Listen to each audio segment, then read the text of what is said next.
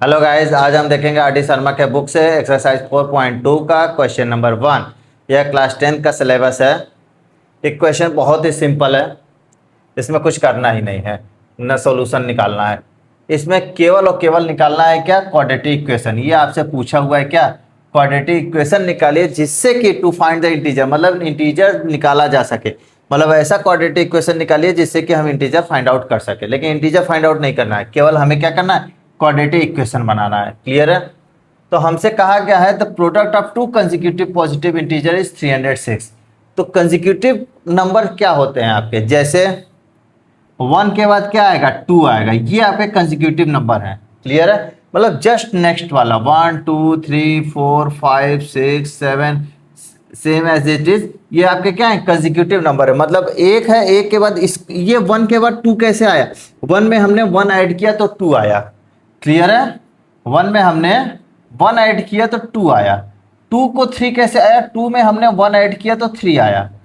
3 से 4 कैसे आया, 3 में हमने 1 ऐड किया तो 4 आया। इसी तरह से अगर हम किसी x को ले लेते हैं, एक, अगर हमने एक x इंटीजर ले लिया तो इसका नेक्स्ट कंसेक्यूटिव नंबर क्या होगा, कैसे फाइंड आउट होगा, x में हम क्या करेंगे, 1 ऐड कर देंगे तो नेक्स्ट क्या हो जाएगा, x प्लस 1। इसके बाद भी अगर हमें तीसरा निकालना है तो क्या हो जाएगा, x प्लस का 2। क्या किया हमने, 1 को ऐड कर दिया, सिंपल। इसी तरह से अगर हम नेक्स्ट निकाले तो क्या हो जाएगा, x प्लस 3। क्या किया हमने, 1 को ऐड कर दिया। इसी तरह से x प्लस 4 आ जाएगा, कैसे आया, प्लस को 1 प्लस ऐड कर दिया। क्लियर है। तो ये सारे नंबर क्या है, कंसेक्यूटिव नंबर हैं। क्लियर है। लेकिन हमसे क्या कहा है क्वेश्चन में, केवल 2 कंसेक्यूटिव नंबर। तो 2 कंसेक्यूटिव नंबर और जिसमें से एक बता ही दिया, हमें क्या लेना है, x, सबसे छोटा वाला। अगर छोटा वाला x लेना है तो आप देखिए, क्या ये कंसेक्यूटिव नंबर नहीं हो सकता, x माइनस 1, ये भी तो हो सकता है। क्या x माइनस 1 में अगर हम प्लस 1 ऐड करें तो क्या देखिए x नहीं आ जा रहा है, इसका मतलब ये भी एक कंसेक्यूटिव नंबर होगा।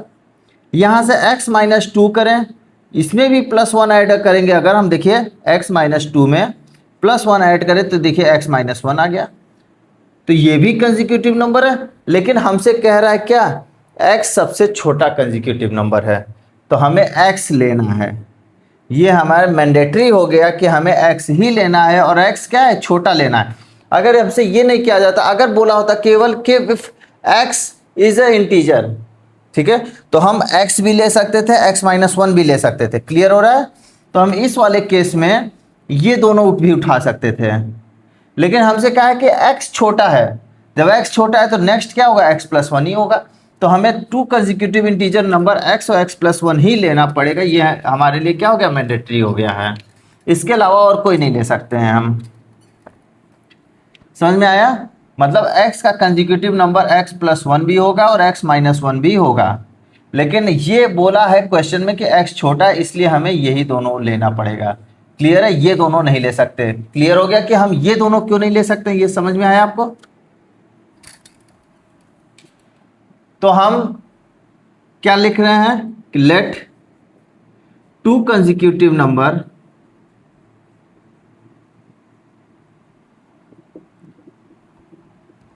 क्या ले लिया हमने, x and x plus 1। Clear हो गया।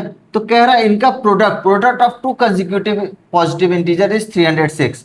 मतलब x का अगर हम x प्लस 1 में मल्टीप्लाई करें तो ये क्या आ गया, 306। तो x का x प्लस 1 में मल्टीप्लाई, ब्रैकेट ओपन करेंगे तो x square plus x equal to 306। तो x square plus x minus का 306 इक्वल टू 0। यही इक्वेशन और यही हमसे पूछा है।